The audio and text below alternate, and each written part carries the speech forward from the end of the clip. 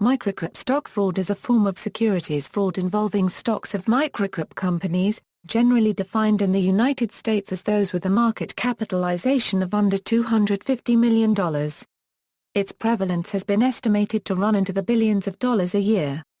Many microcap stocks are penny stocks, which the SEC defines as a security that trades at less than $5 per share, is not listed on a national exchange, and fails to meet other specific criteria. Microcap stock fraud generally takes place among stocks traded on the OTC Bulletin Board and the Pink Sheets electronic quotation service, stocks which usually do not meet the requirements to be listed on the stock exchanges. Some fraud occurs among stocks traded on the NASDAQ Small Cap Market, now called the NASDAQ Capital Market. Microcap fraud encompasses several types of investor fraud, pump and dump schemes, involving use of false or misleading statements to hype stocks, which are dumped on the public at inflated prices. Such schemes involve telemarketing and internet fraud. Chop stocks, which are stocks purchased for pennies and sold for dollars, providing both brokers and stock promoters massive profits. Brokers are often paid under-the-table undisclosed payoffs to sell such stocks. Dump and dilute schemes, where companies repeatedly issue shares for no reason other than taking investors' money away. Companies using this kind of scheme tend to periodically reverse split the stock. Other unscrupulous brokerage practices, including bait and switch, unauthorized trading, and no net sales policies in which customers are prohibited or discouraged from selling stocks. Pump and dump. Many penny stocks, particularly those that trade for fractions of a cent, are thinly traded. They can become the target of stock promoters and manipulators. These manipulators first purchase large quantities of stock, then artificially inflate the share price through false and misleading positive statements. This is referred to as a pump and dump scheme. The pump and dump is a form of microcap stock fraud. In more sophisticated versions of the fraud, individuals or organizations buy millions of shares, then use newsletter websites, chat rooms, stock message boards, press releases, or email blasts to drive up interest in the stock. Very often, the perpetrator will claim to have inside information about impending news to persuade the unwitting investor to quickly buy the shares. When buying pressure pushes the share price up, the rise in price entices more people to believe the hype and to buy shares as well. Eventually the manipulators doing the pumping end up dumping, when they sell their holdings. The expanding use of the Internet and personal communication devices has made penny stock scams easier to perpetrate. Though not a scam per se, one notable example is rapper 50 Cent's use of Twitter to cause the price of a penny stock to increase dramatically. 50 Cent had previously invested in 30 million shares of the company, and as a result made $8.7 million in profit. Another example of an activity that skirts the borderline between legitimate promotion and hype is the case of LEXG.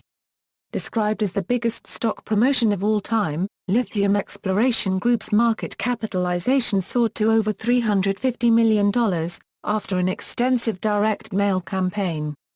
The promotion drew upon the legitimate growth in production and use of lithium, while touting Lithium Exploration Group's position within that sector.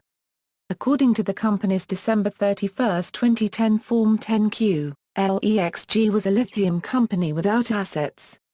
Its revenues and assets at that time were zero. Subsequently, the company did acquire lithium production exploration properties, and addressed concerns raised in the press. Penny stock companies often have low liquidity. Investors may encounter difficulty selling their positions after the buying pressure has abated, and the manipulators have fled. Chop stocks. A chop stock is an equity, usually trading on the NASDAQ stock market, OTC Bulletin Board or Pink Sheets listing services, that is purchased at pennies per share and sold by unscrupulous stockbrokers to unsuspecting retail customers at several dollars per share. This practice differs from a pump and dump in that the brokerages make money, in addition to hyping the stock, by marketing a security they purchase at a deep discount.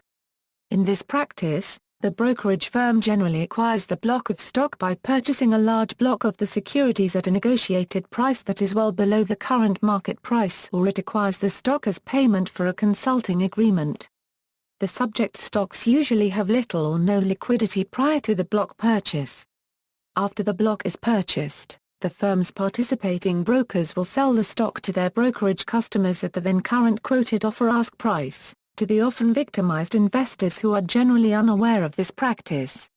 This large difference, or spread between the then current quoted offer-ask price and the deeply discounted price the block of stock was purchased, is almost always shared with the stockbroker at the firm who solicited the trade. For this reason, there is a large benefit and an inherent conflict of interest for the firm and the broker to sell these proprietary products. Because the firm is technically at risk on the block of stock and stock is usually sold at or even slightly below the then current prevailing market price offer-ask, the practice is still legal in the United States. In fact, it is not required that this profit spread be disclosed to the client, since it is not technically a commission. When a brokerage house sells such stock from its own inventory, a client will receive a trade confirmation stating the transaction was done as riskless principal, or markup, which in fact, just like commissions, is also revenue to the firm, and such a practice is often subject to abuse. Only the amount of fees charged over and above the offer-ask are commissions, and must be disclosed. But even though it is still legal, it is frowned upon by the Securities Exchange Commission, and they are using other laws and methods of attack to indirectly thwart the practice. Organized crime involvement. Microcap fraud has been a major source of income for organized crime. Mob figures from each of the 5 families of the New York Mafia, as well as the New Jersey Mob, have become involved in stock scams. The Russian Mafia is also involved with this type of microcap stock fraud. Mafia involvement in 1990s stock swindles was first explored by investigative reporter Gary Weiss in a December 1996 Businessweek article. Weiss later explored the Mafia's Wall Street scams in a book. Organized crime elements were believed to have been short-selling chop stocks in the late 1990s. Penny stock regulation. One method of regulating and restricting pump and dump manipulators is to target the category of stocks most often associated with this scheme. To that end, penny stocks have been the target of heightened enforcement efforts. In the United States, regulators have defined a penny stock as a security that must meet a number of specific standards. The criteria include price, market capitalization, and minimum shareholder equity. Securities traded on a national stock exchange, regardless of price, are exempt from regulatory designation as a penny stock, since it is thought that exchange-traded securities are less vulnerable to manipulation.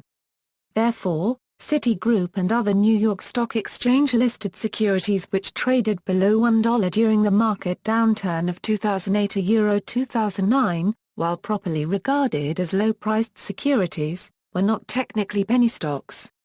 Although penny stock trading in the United States is now primarily controlled through rules and regulations enforced by the U.S. Securities and Exchange Commission and Financial Industry Regulatory Authority, the genesis of this control is found in state securities law. The state of Georgia was the first state to codify a comprehensive penny stock securities law. Secretary of State Max Cleland, whose office enforced state securities laws, was a principal proponent of the legislation. Representative Chesley V. Morton, the only stockbroker in the Georgia General Assembly at the time, was principal sponsor of the bill in the House of Representatives. Georgia's penny stock law was subsequently challenged in court.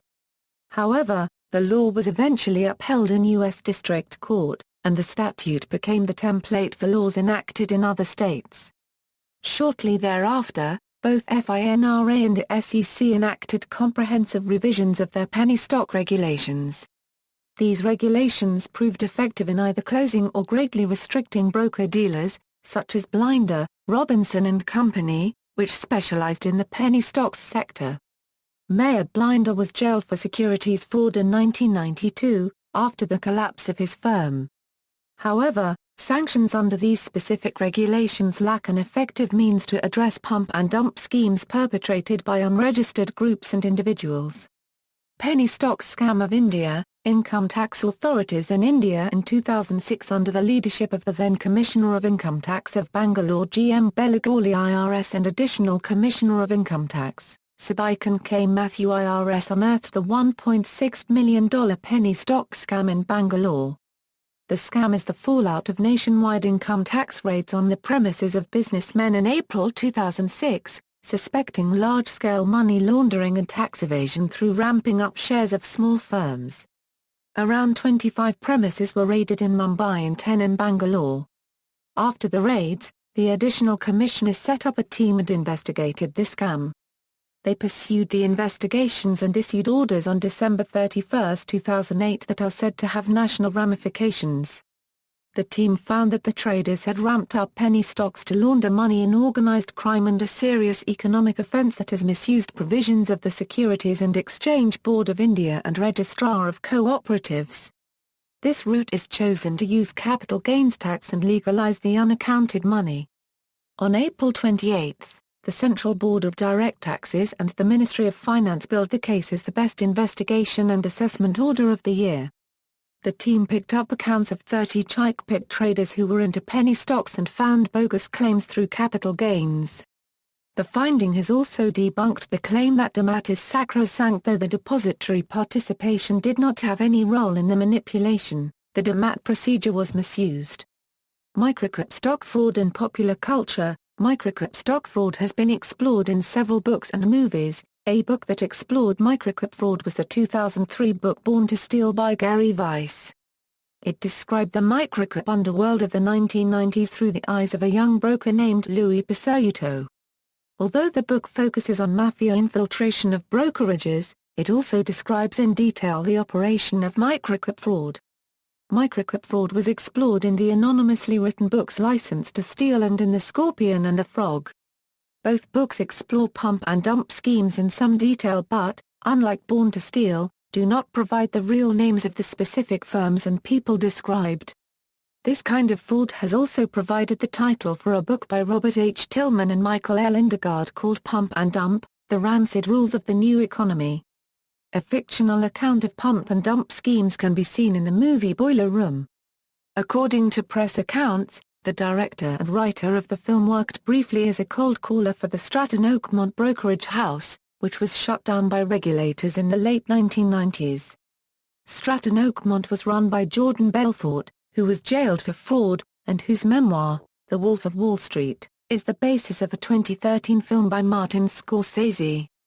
A pump and dump scam was also the subject of several episodes of the popular HBO series, The Sopranos, pulled off by Matthew Bevilacqua and Sean Gismonti. On an episode of the legal drama Law & Order, entitled Trade This, the murder of a young stockbroker at a prestigious firm is found to be related to his boss's involvement in several pump and dump scams financed by members of a mafia crime family. Similarly, in the franchise's first computer game, Law & Order, Dead on the Money, the victim is a female stockbroker who was being investigated for a pump and dump scam involving a biotech company's suspicious IPO. This strategy was also fictionalized by Jeffrey Archer in his book Not a Penny More, Not a Penny Less. References. Further reading, Gary Weiss, Born to Steal, When the Mafia Hit Wall Street.